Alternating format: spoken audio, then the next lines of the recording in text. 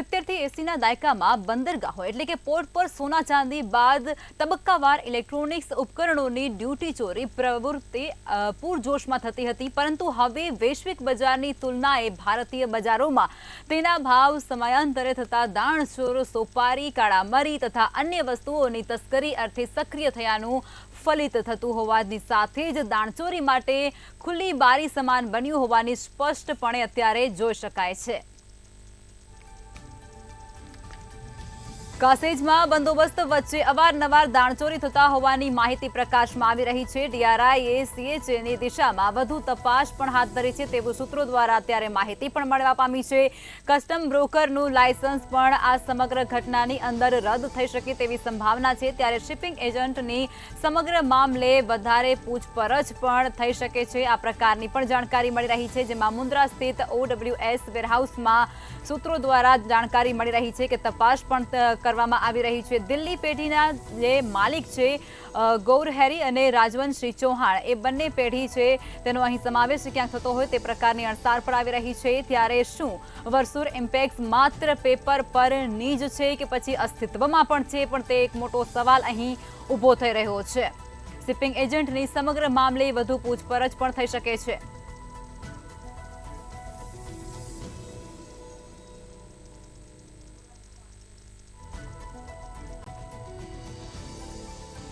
કોઝવેમાં બંદોબસ્ત વચ્ચે અવારનવાર દાણચોરી થતી હોય તે પ્રકારની ઘટનાઓ સામે આવી રહી છે, ત્યારે એક મોટો સવાલ પણ ઊભો થાય છે અને આ જ મુદ્દે વધુ વિગતો સાથે અમારા સંવાદદાતા રવિ ભાવસાર ન્યૂઝરૂમથી લાઈવ જોડાઈ ચૂક્યા છે। રવિ, કાસેજમાં બંદોબસ્ત વચ્ચે અવારનવાર દાણચોરી કેમ? બિલકુલથી જો વાત કરવામાં આવે તો જે પ્રમાણે રાજ્ય સરકાર અને કેન્દ્ર સરકાર દ્વારા જે વેપાર છે તે વેપારને વેગ મળે અને ક્યાંક ને ક્યાંક આંતરરાષ્ટ્રીય લેવલ ઉપર ખૂબ જ મોટો બિઝનેસ થાય તેના માટે જે છૂટછાટ છે તે છૂટછાટ આપવામાં આવતી હોય છે, જેના જ પગલે ક્યાંક ને ક્યાંક દાણચોરો છે તે તેનો ગેરરીતે ફાયદો ઉપાડતા હોય તેવું સ્પષ્ટપણે લાગી રહ્યું છે। જો વાત કરવામાં આવે તો ગાંધીધામ ખાતે આવેલા જે કાસેજ પોર્ટ ઉપર જે પ્રમાણેની જે સોપારીની જે ગેરરીતિનો મામલો સામે આવ્યો છે, ત્યારબાદ સમગ્ર મામલે તપાસનો ધમધમાટ છે ધમધમાટ શરૂ કરી દેવામાં આવ્યો છે। જો વાત કરવામાં આવે તો લગભગ 84 મેટ્રિક ટન જે સોપારી છે તે સોપારી બારોબાર ખાલી કરી દેવામાં આવે છે અને ત્યારબાદ જે સોપારીના કન્ટેનરમાં રેતી છે તે રેતી ભરી દેવામાં આવે છે અને રૂપિયા 5 કરોડની આસપાસનો જે સોપારી છે તે સોપારી બજારમાં ઠાલવી દેવામાં આવે છે। એટલે કહી શકાય કે કરોડો રૂપિયાની જે કસ્ટમ ચોરી અને ટેક્સ ચોરીનો જે મામલો છે તે મામલો સામે આવી રહ્યો છે અને સાથે જ જો વાત કરવામાં આવે તો સરકારી તિજોરીને પણ કરોડો રૂપિયાનું નુકસાન છે તે નુકસાન કરવામાં આવે છે। જે પ્રમાણે વાત કરવામાં આવે તો એક્સપોર્ટ અને ઇમ્પોર્ટનું જે લાયસન્સ ધરાવતા જે લોકો છે તે લોકો દ્વારા સમગ્ર કાંડ છે તે કાંડ કરવામાં આવે છે। માત્ર ગણ્યા ગાંઠિયા જે લોકો છે તે આ પ્રકારના જે દાણચોરીના જે મામલામાં સંડોવણી હોય છે તેવું સ્પષ્ટપણે લાગી રહ્યું છે। હાલમાં તો જો વાત કરવામાં આવે તો ડીઆરઆઈ દ્વારા જે તપાસનો ધમધમાટ છે ધમધમાટ શરૂ કરી દેવામાં આવે છે।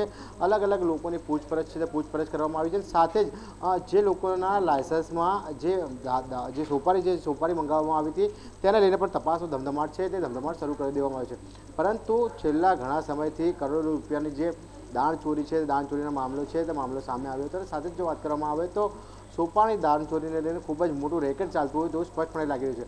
હાલમાં તો જો વાત કરવામાં આવે તો માત્ર 5 કરોડ રૂપિયાનો જે માલ છે તે માલ ઝડપી પાડવામાં આવ્યો હતો, પરંતુ અગાઉ કેટલા કન્ટેનર છે તે કેટલા કન્ટેનર બારોબાર નીકળી ગયા છે તેને લઈને પણ એક તપાસનો વિષય છે। પરંતુ જે પ્રમાણે અગાઉ પણ ડીઆરઆઈ અને અલગ અલગ એજન્સીઓ છે એટલે કે સીબીઆઈ સહિતની જે એજન્સીઓ છે તે એજન્સીઓ દ્વારા જે કાસેજ છે તે કાસેજની અંદર રેડ કરવામાં આવી છે અને સમગ્ર ગેરરીતિ છે તે ગેરરીતિ ક્યાંક ને ક્યાંક સામે આવી હતી। પરંતુ હાલમાં તો જે પ્રમાણે જે દાણચોરો છે તે અલગ અલગ મોડસ ઓપરેશનથી ધરાવીને નવી જે પ્રકારની જે યુક્તિઓ છે તે યુક્તિઓ દ્વારા જે સોપારી અથવા તો વિવિધ પ્રકારના જે મસાલાઓ છે તે મસાલા પણ એક્સપોર્ટ અને ઇમ્પોર્ટ કરતા હોય, પરંતુ ક્યાંક ને ક્યાંક જે ડ્યુટી ના ભરવી પડે તેને લઈને સમગ્ર કારસો છે તે કારસો રચવામાં આવે છે।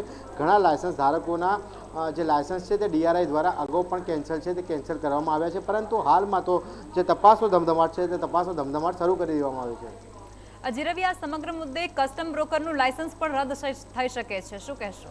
બિલકુલથી અગાઉના જે કિસ્સાઓ સામે આવ્યા હતા તેમાં જે અગાઉ જે લાયસન્સ ધારકો હતા તે લાયસન્સ ધારકોના લાયસન્સ છે તે લાયસન્સ સરકાર દ્વારા કેન્સલ છે તે કેન્સલ કરવામાં આવ્યા હતા। પરંતુ જો વાત કરવામાં આવે તો જે પ્રમાણે જે કસ્ટમ બ્રોકરો હોય છે તે પોતાના લાયસન્સ ઉપર માલ એક્સપોર્ટ અને ઇમ્પોર્ટ કરતા હોય છે, પરંતુ ક્યાંક ને ક્યાંક જે અમુક બ્રોકરો છે તે અમુક બ્રોકરો દ્વારા જે ગેરરીતિ છે તે ગેરરીતિ સતત આચરવામાં આવતી હોય છે। અને સાથે જ જો વાત કરવામાં આવે તો જે કસ્ટમ બ્રોકરો હોય છે તેમને ખુદને ખબર હોય છે કે આ માલ છે તેની જગ્યાએ બીજો માલ છે તે બીજો માલ ભરી દેવામાં આવશે. ક્યાંક ને ક્યાંક તે લોકોની પણ સંડોવણી સામે આવતી હોય છે. અધિકારીઓ દ્વારા તપાસ કરવામાં આવે છે, પરંતુ ક્યાંક ને ક્યાંક જે અધિકારીઓની પણ મિલીભગત છે તે મિલીભગત ભૂતકાળમાં છે તે ભૂતકાળમાં સામે આવી છે. અને સાથે જ જો વાત કરવામાં આવે તો સરકાર દ્વારા એક્શન પણ લેવામાં આવ્યા છે, પરંતુ જે પ્રમાણે જે કાસેજની અંદર જે સૌથી મોટું જે સોપારી કાંડ ચાલી રહ્યું છે તેના તાર ક્યાંક ને ક્યાંક દિલ્હી અને લુધિયાણા સુધી પણ પહોંચે તેવી સંભાવનાઓ છે. હાલમાં તો જો વાત કરવામાં આવે તો મુદ્રા સ્થિત OWS વેરહાઉસમાં જે તપાસ છે તપાસ કરવામાં આવી રહી છે. અને સાથે જ જો વાત કરવામાં આવે તો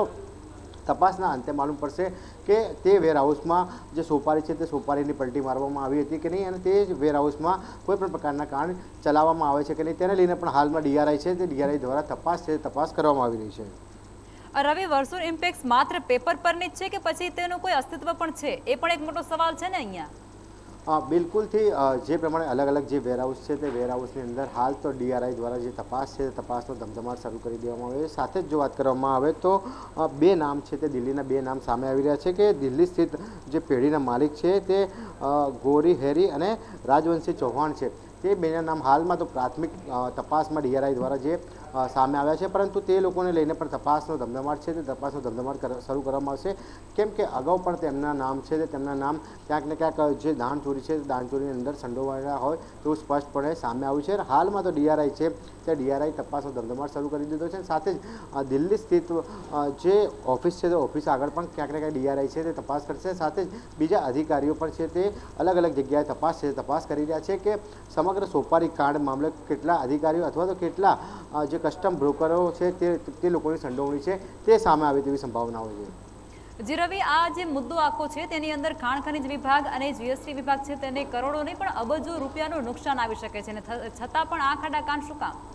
બિલકુલથી સમગ્ર મામલે સરકારની તિજોરીને ક્યાંક ને ક્યાંક કરોડો રૂપિયાનો જે ચૂનો છે તે ચૂનો દર મહિને લગાવવામાં આવતો હોય તેવું સ્પષ્ટપણે DRIની રેટથી ફલિત થાય છે. પરંતુ જ્યારે પણ કોઈ પણ માલ જ્યારે ઇમ્પોર્ટ કરવામાં આવે છે તો ઇમ્પોર્ટ કરીને જ્યારે સ્થાનિક બજારમાં અથવા તો બીજી જગ્યાએ વેચવામાં આવે છે ત્યારે તે માલ ઉપર GST પણ લાગતો છે. પરંતુ ક્યાંક ને ક્યાંક જે આ દાણચોરોની જે સિન્ડિકેટ છે તે સિન્ડિકેટ દ્વારા સમગ્ર મામલે GSTની પણ ચોરી છે તે ચોરી કરવામાં આવતી હોય તેવું સ્પષ્ટપણે લાગી રહ્યું છે.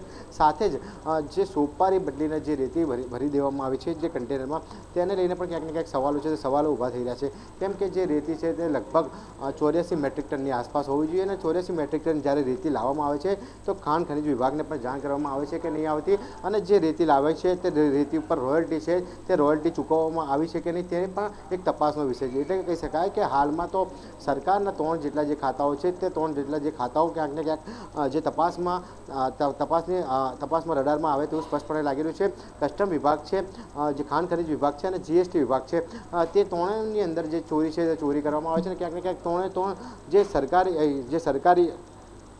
સરકારી કંપનીઓ છે તેમને ક્યાંક ને ક્યાંક મોટું નુકસાન છે તે મોટું નુકસાન કરવામાં આવે છે. એટલે કહી શકાય કે જે પ્રમાણે જે સરકારી તિજોરીઓને આર્થિક ખૂબ જ મોટું નુકસાન છે તે નુકસાન ક્યાંક ને ક્યાંક દાણચોરો દ્વારા કરવામાં આવતું હોય તેવું સ્પષ્ટપણે લાગી રહ્યું છે. હાલમાં તો DRI છે તે DRI તપાસ કરી રહી છે. તપાસના અંતે જ માલુમ પડશે કે સમગ્ર સોપારી કાંડની અંદર કેટલા લોકોની સંડોવણી હતી, છેલ્લા કેટલા સમયથી આ કૌભાંડ છે તે કૌભાંડ ચાલતું હતું, ને જે કંડલાના કાસેજની અંદર બીજા કયા કૌભાંડો ચાલે છે તેને લઈને પણ તપાસની દિશા છે તે તપાસ તેજ કરવામાં આવી છે.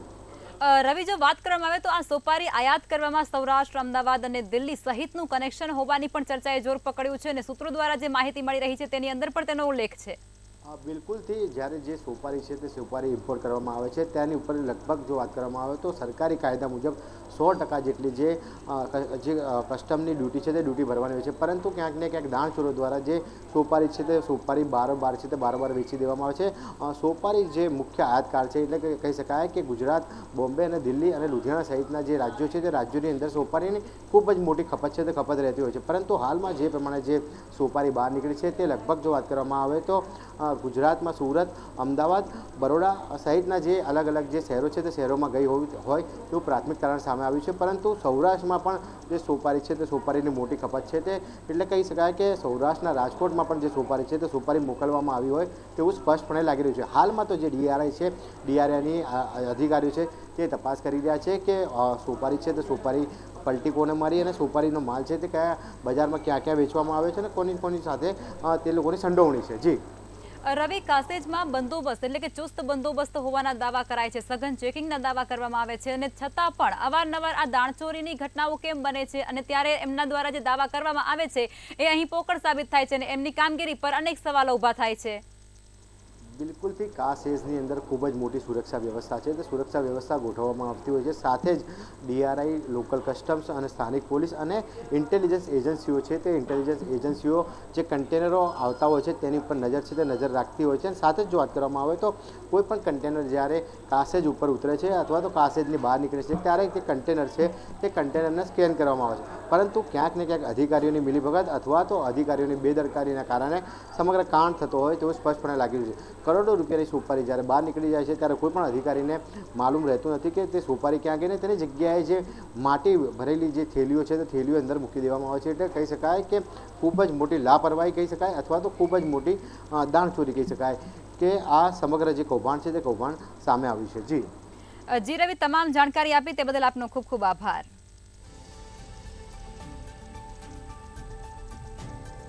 તો વિવિધ નામથી સોપારી આયાત કરવાનું એક મસ્ત મોટું કૌભાંડ છે તે ઝડપી પાડવામાં આવ્યું છે અને તેની તપાસ અને સઘન ચેકિંગ છે તે પણ હાથ ધરવામાં આવી રહ્યું છે.